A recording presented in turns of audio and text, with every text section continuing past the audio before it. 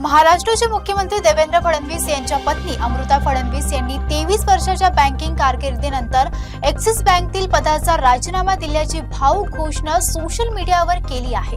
या निर्णयानंतर विविध स्तरातून प्रक्रिया उमटत आहेत। अमृता फडणवीस यांनी 19 फेब्रुवारी 2026 रोजी भावनिक सोशल मीडिया पोस्टद्वारे ॲक्सिस बँकेतील आपल्या पदाचा राजीनामा जाहीर केला।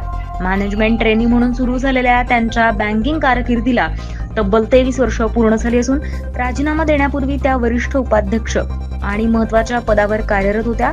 आपल्या पोस्टमध्ये त्यांनी बँकेला दुसरे घर आणि शिक्षक असे संबोधत सहकारी आणि तसेच बँकेचे व्यवस्थापकीय संचालक आणि मुख्य कार्यकारी अधिकारी अमिताभ चौधरी यांचे विशेष आभार मानले।